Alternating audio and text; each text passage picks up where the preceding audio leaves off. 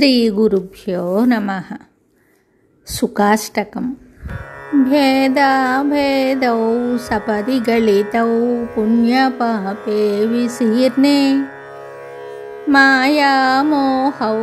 क्षयमधिगतौ नष्टसन्देहवृत्ति शब्दातीतं त्रिगुणरहितं प्राप्य तत्त्वावबोधम् निस्त्रैगुण्ये पदि विचरतां को विधिः को निषेधः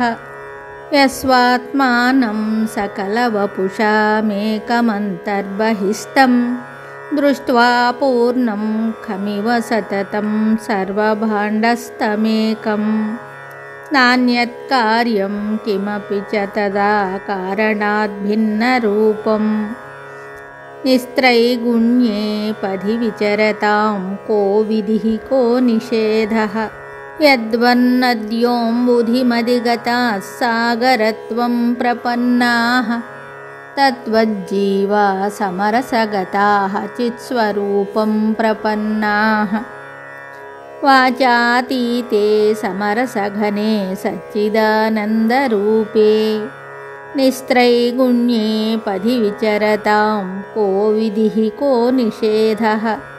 हेम्नः कार्यं हुतवः गतं हेमतामेति तद्वत् क्षीरं क्षीरे समरसगतं तोयवेवाम्बुमध्ये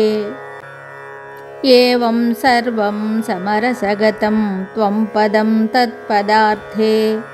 निस्त्रैगुण्ये पदि विचरतां को विधिः को निषेधः कश्चात्राहं किमपि च भवान् कोऽयमत्र प्रपञ्चः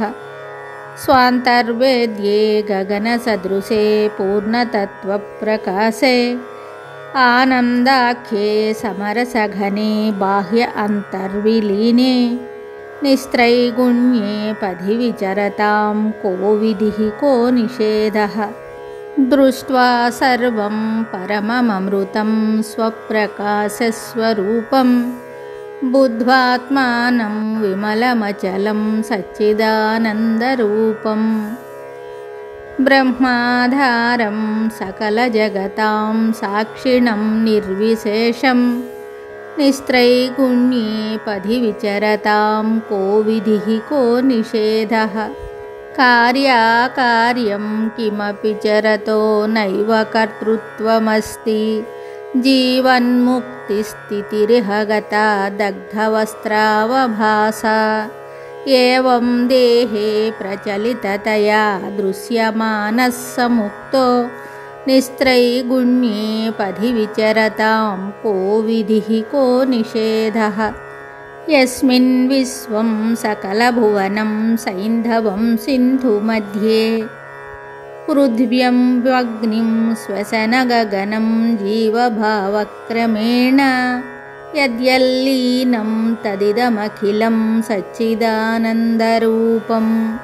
निस्त्रैगुण्ये पदि विचरतां को विधिः को निषेधः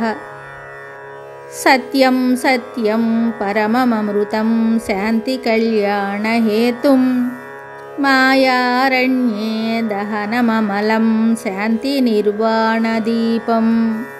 तेजोराशिं निगमसदनं व्यासपुत्राष्टकं यः प्रातःकाले पठति सहसा याति निर्वाणमार्गम् इति सुकाष्टकं सम्पूर्णं शुभम्।